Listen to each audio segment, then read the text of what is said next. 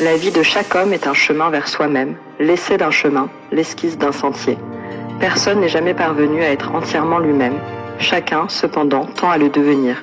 L'un dans l'obscurité, l'autre dans plus de lumière, chacun comme il le peut.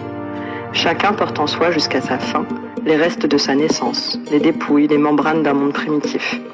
Beaucoup ne deviennent jamais des hommes, mais demeurent grenouilles, lézards ou fourmis.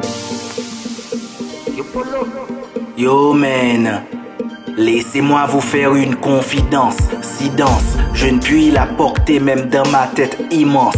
L'immensité de mes réflexions met trop de poids dans ma vie. Mes avis ne comptent plus quand il s'agit de parler de mes envies.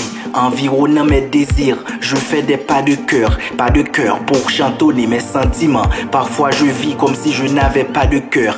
En quête d'accord avec un corps qui bat le record d'un corps qui se fait cocufier à cause de plan cul. Je me plante sous le décor de plan qui fait que mon QI est cuit devant mes crispations accrues.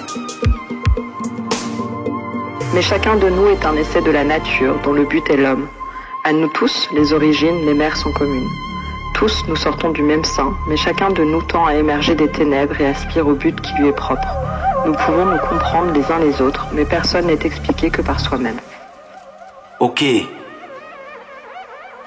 Et mon corps me trahit souvent dans mes élans pulsionnels. C'est personnel, mais je suis devenu incapable d'enlever le goût du miel. Le goût du miel m'intéresse de plus en plus. À chaque fois journalière demeure cette bête qui sommeille en moi, moissonnant toute ma libido en mettant en évidence mon côté femme. Familier avec cette sensation, je laisse ma fumée pénétrer cette flamme.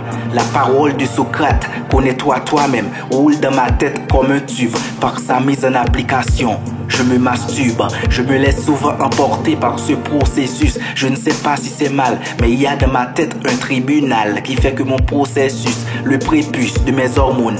Alors, je me détruis à petit feu. Parfois, ça suscite la culpabilité. Parfois, je ris un petit peu. Je donne tellement que je me demande combien j'en avais. Jusqu'à ce que je comprenne, plus j'en donnais, plus j'en gagnais. Dans ma tête, on me dit souvent que je dois me porter vers l'avant car j'ai une carrière. Mais me voilà avec les mains sales à force de couvrir mes arrières. Voluptueusement, mon esprit reste là à collecter des culottes, déculottant le corps de mon âme. Je reste là à concevoir les compréhensions du pilote.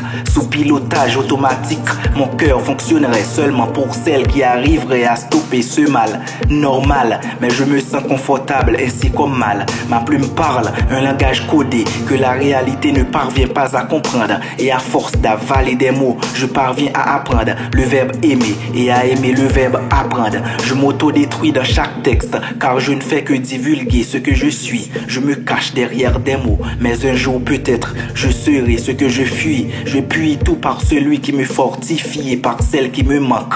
Par ma mère, par l'amertume, je donne du miel aux autres, mais je m'auto-détruis en le remplaçant par la mer. Par là même, mon cœur s'auto-détruit, mon corps s'auto-détruit, mon esprit s'auto-détruit, mon âme s'auto-détruit. Je m'auto-détruis.